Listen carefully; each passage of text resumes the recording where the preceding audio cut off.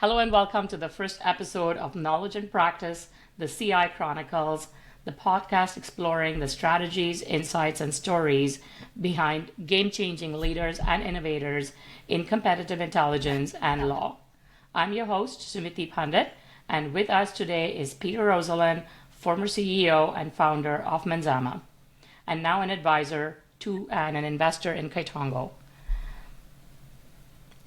Before we start, Hello. Thanks. It's good to be here. Excited great, to talk about some of this stuff and where everything's heading. Yeah, it's going to be a good session. So thanks for having me. great. So before we start, I'd like to talk about a little bit about how Peter and I met and came to get involved in Kaitongo, and talk a little bit about our parallel journeys in the same space. Peter founded Manzama in 2010 with the objective of being a social listening company in the law segment. Is that right? Do I have that right, Peter? Empowering lawyers Yep. to have access to business insights. Yep. That's where we started. Absolutely. And in 2010, I was running the Canadian business for a company called Evalusur, who had just started an engagement with the Magic Circle UK law firm to completely revamp and reinvent their business development methods to be data and insights focused. And since the deal size was the largest in the history of the company, which at that point was getting to about $100 million in revenue, so this was a substantial contract, it would not be surprising to our listeners to know that I started to have conversations with my target market of Canadian law firms in terms of business development and the innovations in business development. So fast forwarding to 2018, Manzama had by then established themselves as the leading news aggregator provider to law firms. Is it fair to say a little of a different focus than originally intended, Peter? Yeah. I mean, absolutely. By that time, we're 8 years into the journey, give or take. And certainly, I mean, we were starting to see things sort of early onset, as what's now commonly referred to as AI, right? And started looking at the news and ways we can evaluate media and social media through like language processing, machine learning, and things of that nature. Probably a bit more brute force at that time. Although at that, we had hired a couple different data scientists that were leading the charge of some new products we were creating. It was called Manzama Insights, but it was technically kind of a lot of heavy lifting to produce results.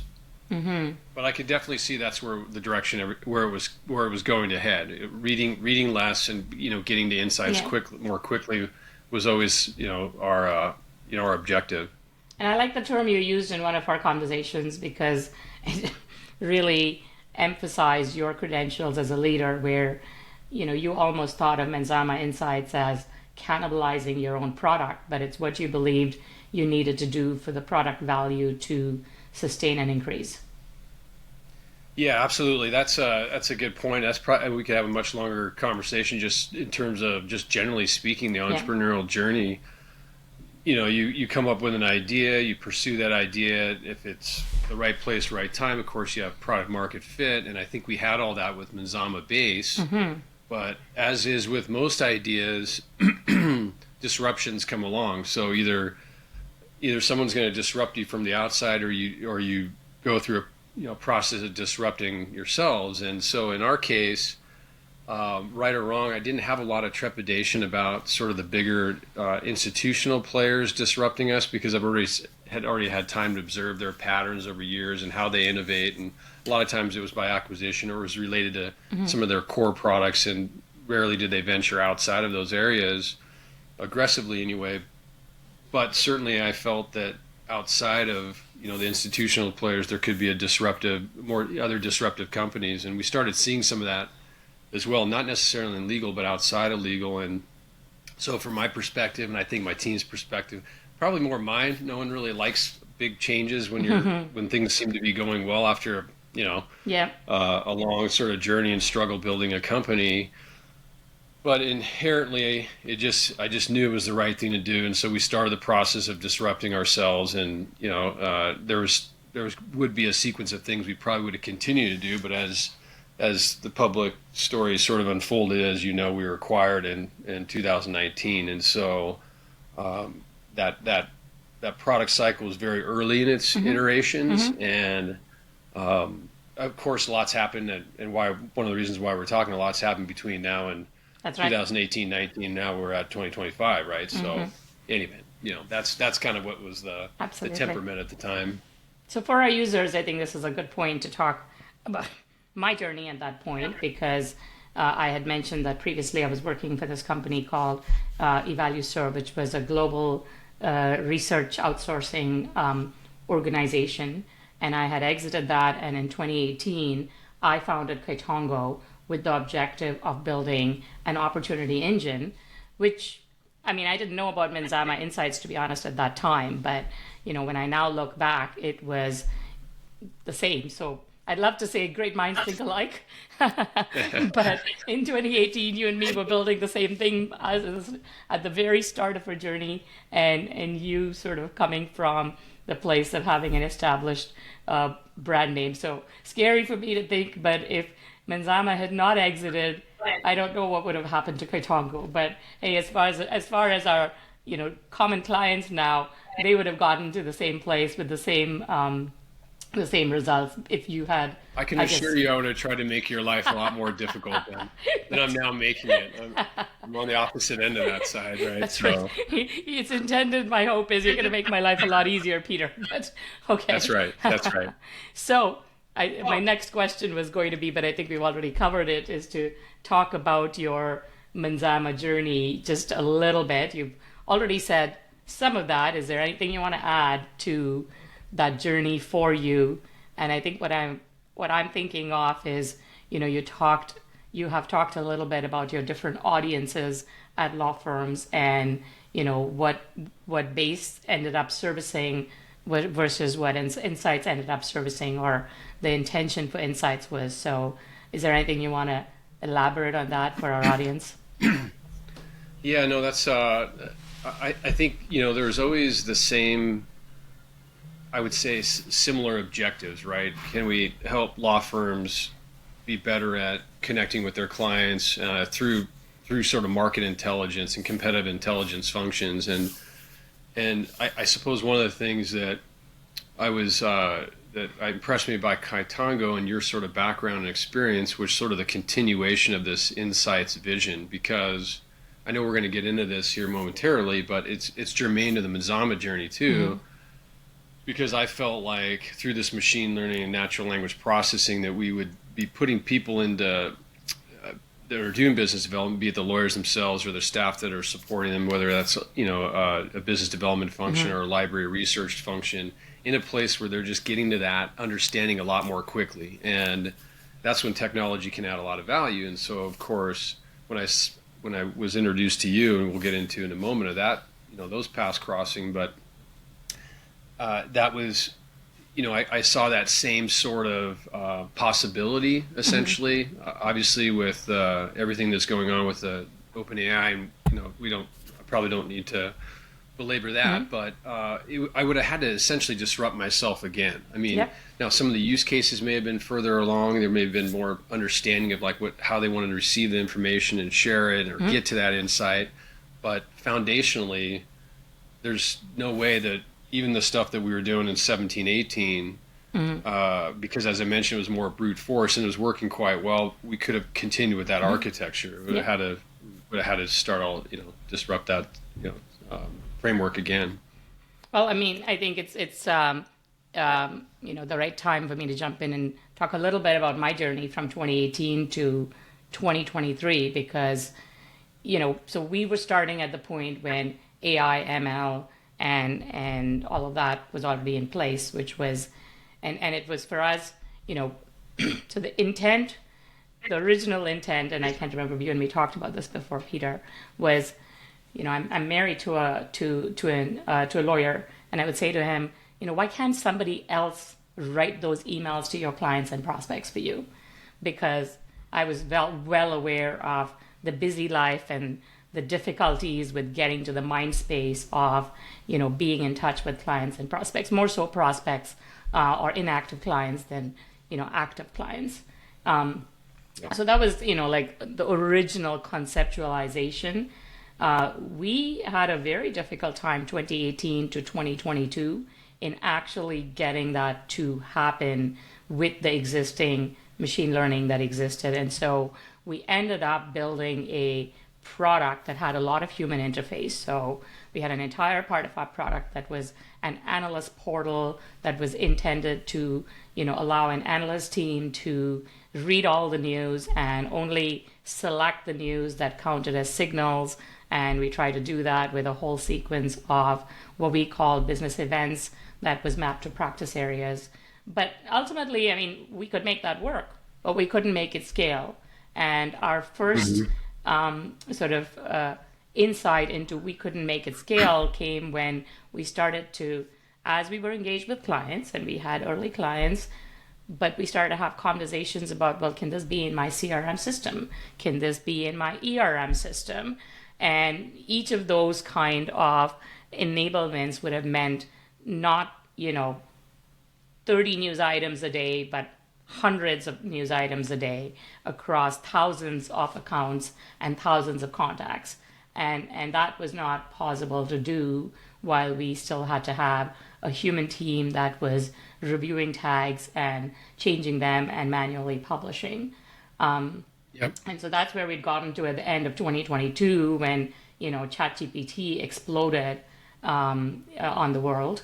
And, I can't say, and I'm sure this applies to everybody else building an AI, it wasn't immediately and completely intuitive how the two would come together. And when we first started to tap into the OpenAI API, it's like there's a lot of talk in AI about wrapper companies, which suggests that, the company using the OpenAI API is doing nothing other than building an interface. But that was not it for us because, we had to actually figure out how to use the API, how to use prompts, how to train to some extent to do what our analyst team was doing. So ultimately, that flow of, volumes and volumes of news is flowing in, but which of those are relevant, which of those can be tagged to a company, to an industry, and then to this idea of business events so that we could make them practice relevant. But that's been the journey for us since 2025 is, and of course it helps that the LLM APIs are evolving as fast and improving quality. It helps and is scary because every time we get one thing done, now the APIs have evolved further and, you have other, very interesting things that can be done. Anyway, so that's been our journey. And as you've said, I mean, I think it would have been the same for you because whatever you had built on Manzama Insights with, the old AI and ML models and the whole idea of supervised and unsupervised training, I sometimes, have to say I have a lot of sympathy for companies that spent the years between prior to 2022 building out those, supervised and unsupervised ML models because essentially what large language models did was to, throw all of that out of the window and get us to a place where that was all there in the massive data sets and neural networks and models that had been built out by the large language model companies. Yeah, and I think that's when you and I met a year ago, or give or take, when that time was that I thought was really impressive with Kaitonga, where I felt like the opportunities really intersected was that you had this experience as a business analyst and running a company and running teams and understanding with these big firms and small firms what type of information they needed to drive their business, right? So you had a very good background in knowing, what would be considered actionable. And now it's a matter of using the tools to get to that actionable type of data. And I think your journey in understanding both, the technology, but also just sort of the use cases is sort of what it was impressive for me with Kaitongo. If I kind of rewind the Manzama journey back and, unlayer that a little bit, I think the innovation at the time for us where I was able to capitalize on sort of the next generation of news and media aggregation tools was because, essentially the cloud was erupting at that time and we could process all this in Google Cloud and, the use of servers, you could optimize that more easily and get more computing power, and it wasn't amazingly cost prohibitive, right? And so that innovation had allowed us to, yes, there was a little bit more brute force, but tag and process and make this information available, whereas, 5 years prior to that, it'd have been a lot harder to achieve that. Right. So now the innovation is you don't need to necessarily do all that tagging yourself, as you indicated, right? The technology can do it for you. Call it OpenAI and the other sort of tools that are being developed around that. And of course, there's a lot of innovation around that. But at the end of the day, it's still the same. You got to get to the same use case or get to the insight faster, right? And get to an insight that's actionable. And I think that's the piece that why it's still difficult to do is for a lot of outsiders is because you kind of have to have that business analyst, that business intelligence, that competitive intelligence experience too. Because you can tag this information all day, 6 ways to Sunday, so to speak. But if it's not tagging the right way, it's not presenting the right way where it creates something that a lawyer can use to do business development or strengthen a relationship, then it's kind of a waste of time, frankly. And it's, you can spend a lot of money wasting that time. So the closer you can get to the revenue with these tools like you're doing with Kaitango, the more germane they are, regardless of whatever the technology behind the scenes is, and that's sort of what we were always striving to do in Manzama. And to some extent, the client doesn't really care, right?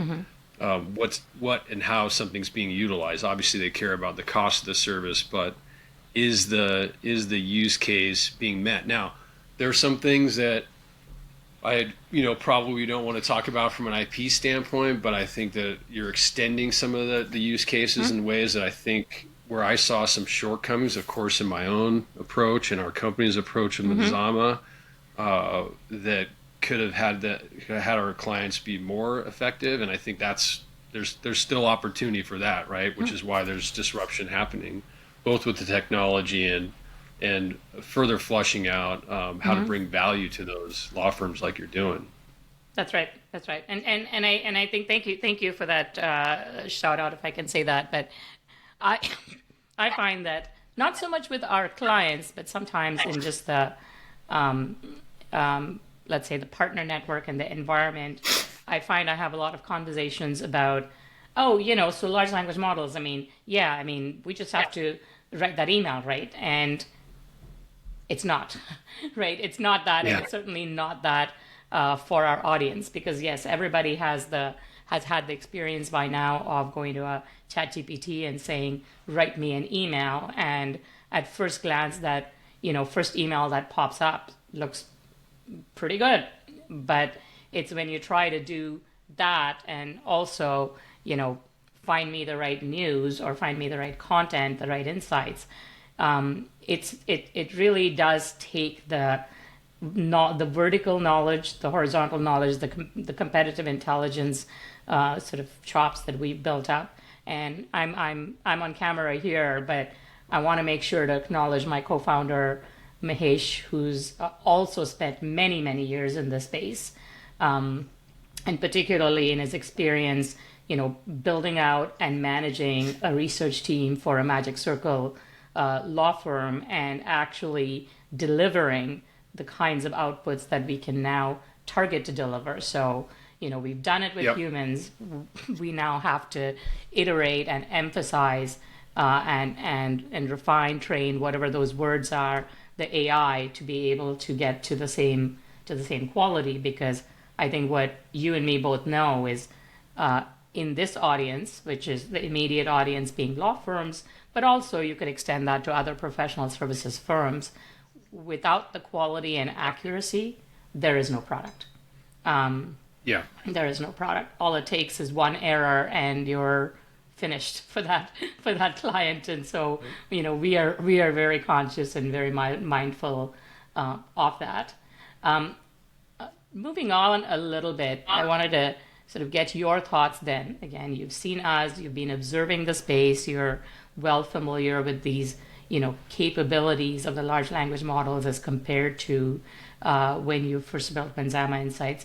What do you think will be the impact for this industry, and let's say for competitive intelligence functions? Where is that impact? Where is the change mandate for them? Yeah, great. Great question. And there's probably several different, inflection points with these, with the technology. But for me, what I feel is going to be I use the word disrupted, but it's really not necessarily disrupted, but sort of accelerate the business intelligence function in law firms is something that we were always striving to figure out at Manzama is very difficult, which is getting lawyers to do things and use tools, right? So without sort of getting in sort of the mechanics of this, there was a lot of investment of time we did to sort of onboard a lawyer without having them do anything, and then they would receive sort of content in the form of an email alert, right? And even though to some extent the ask really didn't seem like a lot from our perspective, if you're kind of looking at the scenario of a busy lawyer, which is I'm practicing, I'm dealing with, I'm trying to get new clients, I'm also I've got a life to live. I mean, I'm just reading through it.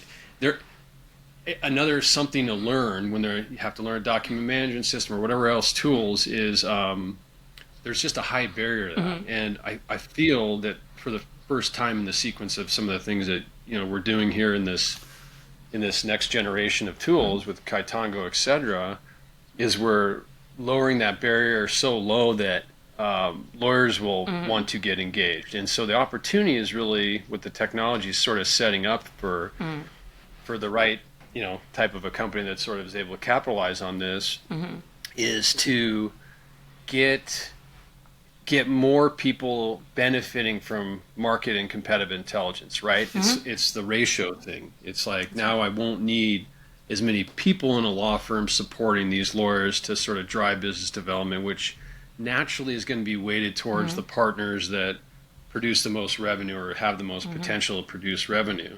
Yep. But then there's still like the younger associates and so forth, right? And so if you can provide a function where you can give them high level of quality that like a human might be able to provide, maybe it's not 100%, maybe it's 80% and sort of aspires towards 100%, then they're going to start developing those capabilities at a younger or an earlier stage in their career, right? And so that actually feels more real to me with what I'm seeing in the tools, let alone with the technology, but just sort of how the technology provides provides the results. Now you need to do that in a way that, as you indicated, with maybe small language models or whatever, the prompts, I mean, that's still going to take the domain expertise, but once since that's accomplished, for majority of use cases, then I think the ratios change a lot, and the productivity of business development function in a law firm goes way up, and that's a lot of potential value, right? That I'll be candidly, I don't think we ever sort of got to that place. We progressed towards that goal, but it was always more of an aspiration, if you will. That's right, and that was just the state of technology at that time. One of the defining sort of prior experiences, but before setting up Kaitango, was when my prior company was engaged by a law firm to help them, and they didn't have one, but they wanted help to set up a competitive intelligence function. And we were coming from the place of having done this at the major consulting firms. And just to give you a sense of the numbers, which you might already be familiar with, when we did an engagement with one of the big four firms, just in Canada, just the Canadian firm, there was 20 people. Now, people would always say, oh, but the big four firms are so much bigger.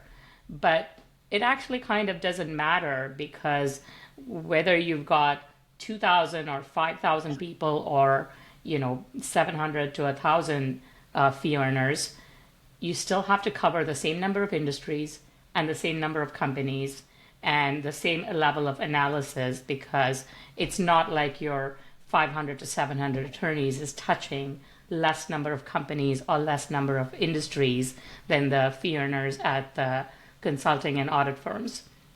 And so, it just seemed like a natural part of our engagement to, talk about the same approach of, proactively monitoring industries and companies. And I remember it was a bit of a shock moment for our client when we presented an end deliverable that said they needed to hire 10 people. They did not. They hired 2. Yeah. And to this day, I mean, even the largest firms, because this was, like a 700 attorney firm, but even when I've engaged with firms that are at, 4,000 attorneys, they still have only 4 to 5. And one of the other challenges I've seen and observed about these functions is, when you're in consulting and audit, there's a path. You can be hired as a competitive intelligence analyst, and there's a path to move over to associate in consulting in a evolving career path, versus you can't move from being a competitive intelligence analyst at a law firm to be a lawyer. And so I mean, that's one of the challenges. Cost is a challenge, of course. Nobody's ever contemplated trying to hire 10 analysts, or these days 10 data scientists. Well, there's a couple firms I've heard who are talking those kind of numbers. But it's also that, how do you retain this talent for long enough periods of time? So I think that this, use of large language models to scale and 10x the ability of these competitive intelligence functions is particularly meaningful in the legal services and law firm industry.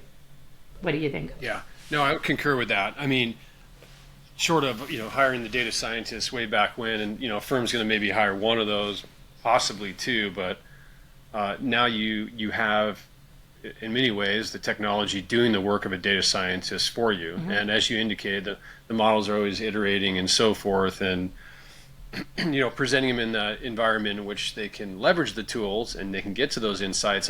I think there's still that work needs to be done, which is sort of the work that we're undertaking here.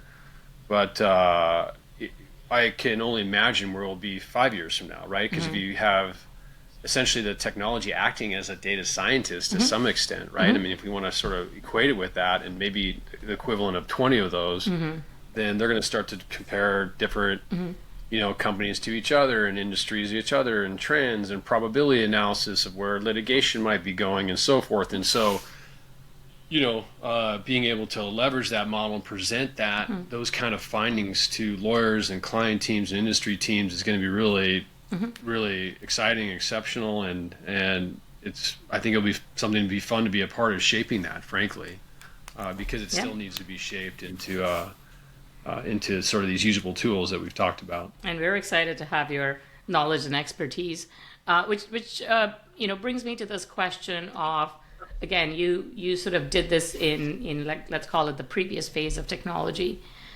One of the questions that we hear a lot about, and again, less so from the firms and more so from the surround network, is, well, can't you just plug the OpenAI or call it GPT or any of those LLM APIs straight into any of your, let's call it a CRM system, if that's the technology that the firms are deploying for use of their attorneys, and just get all of this data?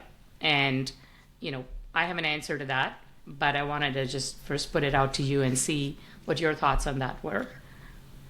Your answer might be better than my answer, frankly, because you're already dealing with applying some of these LLM tools to those type of systems, and I can't say that I've had that direct experience per se, but I just intuitively, whenever I feel like there's a presentation of too much of a silver bullet, and kind of a blunt instrument, if you will, to resolve a problem, even though it's a kind of exciting. I mean, you can kind of do parallel with when Google had Google Alerts, and we were kind of going up against these Google Alerts, which was a blunt instrument against a large data set. You're going to get some results, of course, but a good 50% of those, or I don't know if that's the right number, but a high enough percent won't be the kind of insight that will be something you already didn't know, right? And so, these two people at the same client. Okay, great. The AI thing told us that we already know. So going deeper than that is where, the prompts and the sort of the direction and the business rules that you sort of direct these AI tools and how to look at a data set and produce an outcome that's actually actionable.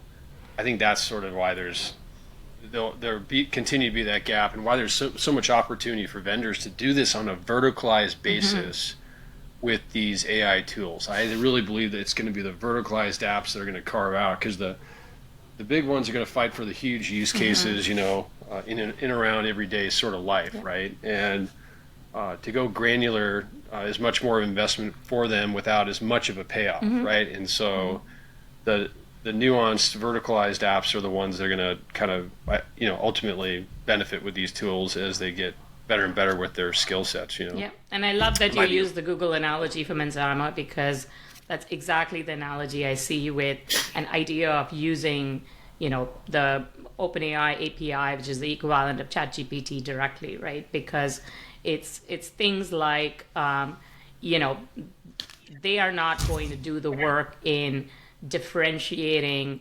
One of the most common problems we hear from clients is the common company name. And it sometimes just completely surprises me when I come across these. Is there are companies out there called research. Well, if that's your company name, and you think you're putting research out there as a term into just a non-structured or a non-refined tool, you're not going to get an intelligent answer in terms of that company. That's one aspect of it. And then I think the second aspect of it is the data sets itself, which is, in every vertical, there are some data sets that are more relevant and more useful than others. And so the ability to control which data sets are being referred to for which kind of responses is not something, again, that's going to be easy to manipulate if you're just going to latch on to a common LLM API. Yep. And the other question I get, which I think is this whole idea of, well, so okay, so you're going to isn't this what all the CRM vendors are doing? I want to know, because you guys built out an integration to, I think it was One Place at the time. How did that come about, and what was your experience? And I know we are very quickly getting to end of time, so we'll try to make this the last question. Yeah, absolutely. Yeah, so I think in terms of our integration at One Place, I guess my view of the world was always that I don't really care where you access our data. If that's the place you're most likely to work, or you're conditioning your lawyers to be in that environment, and you're aggregating other information into that particular venue, then we'll have a place for our data there, essentially, which would be the news data. Which, by the way, also, I think you mentioned something. It's also going to be how we combine these data sets, both proprietary and unproprietary data, to sort of maybe give a more advantaged result set, right? So if we're taking in litigation data and filings and things like that, not just news, and sort of allowing and drawing some conclusions or showing those correlations, that's going to be a value too. But sidebar on that for a minute. Back to your question. So that sort of was how the CRM world worked. And so if people are in a client page, and in One Place at the time, it was basically built on Salesforce, and that started to gain some momentum in law firms, then it made sense for that type of data to be there. And again, it made even more sense for that data to be there, not to be generic and sort of refined and interpreted. So really our integration into Salesforce or Interaction early on was sort of basic news feeds, but at the end of that cycle, it was more the inside stuff, right? Where it was sort of inviting them to look at certain pieces of that information, and what they could quickly sort of say, oh, wait, I'm a labor lawyer. Now I'm looking at this client page on Amazon. That's the news I want. Right. Or I do cybersecurity. That's my practice. That's news I want, without having really those people or those lawyers or business development support teams go and construct some elaborate searches, right? And I think that's where we need to get. We need to be able to anticipate the type of information they want versus continue to ask people like, what are you looking for? Yeah, they'll know it when they see it. And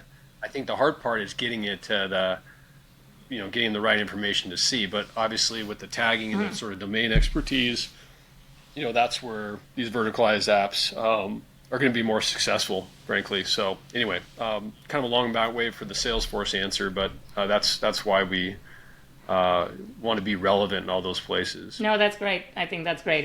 I'll wrap up with saying that maybe this is that you're familiar with this, but you were the first to that, and now it's become. I was at Marketing Partner Forum last week, and it's become the standard requirement for CRM deployments to have news and insights. It's just it seems to be in every RFP. So I think every CRM vendor is having to figure out how they are going to deliver that. And to the point you make, it's not going to be a straight generic newsfeed that's going to work, because that will be the equivalent of Google Alerts. And so you do need the specialized vendors like Kaitongo to have done the heavy lifting of, understanding how to refine, how to identify relevant signals, because otherwise it's not going to be of value and used to the attorneys, which is ultimately the objective. So, I mean, Peter, I was always aware that you and me could probably spend an hour talking, and and we still have a lot we can say to each other. But I want to be mindful of the time of our listeners and their patience. So I think we'll wrap at this point. And if you have any sort of last, final, and parting thoughts, go for it. Yeah, no, thank you. Yeah, no, I think that's great. You're right. We can go deeper in any one of these elements of this whole area. But I guess I would end it with, I feel that for those that are in the competitive intelligence function, business development, research, that are listening here, that, this is a really amazing opportunity and time for those functions as well, because there's so many new tools coming out. The lawyers there's always some percentage of firm that sort of takes some time to review stuff, but they'll get overwhelmed pretty quickly. And it's not very often you're able to sort of bring in new technology that sort of helps that law firm make a significant leap. That's why I say the cycles are like, and this is sort of generalized, but let's call it every 10 years there's these new waves of possibilities. And there's incremental build, and then there's something that's incredibly disruptive. And we're now in that the disruptive, which I would say in a good way, because it's going to make some of these requests that they have for partners easier. And so if you find the right tools, whether it's document processing or CRM, or in the case of Kaitongo and news and intelligence, I think it's a fun time to be in that role, because you'll be perceived as adding a lot of value quickly. If you take the time to invest in this next cycle. That's right. And so for our listeners, I would say, for those who are not familiar, go look up small language models and this whole idea of verticalization of AI. And to you, Peter, thank you. Thank you for taking on this role as an advisor to Kaitongo and joining us on this exciting journey. And thank you also for being on this podcast and sharing your journey and your valuable insights. I mean, I think there's no question to our audience that somebody who spent over 10 years in this space is the person to know what's going to happen next. Well, hopefully, we're all trying to crystal ball this, but no, my pleasure, and it's fun to be a part of, and excited to kind of participate and see what we can do here. Right. And have a great rest of the day. Thank you. And I also want to mention, we now, as we go forward, we want to engage with competitive intelligence leaders and other innovative thinkers across our audience. So, if we don't reach you and you want to be on this, please feel free to reach out to us. Thank you.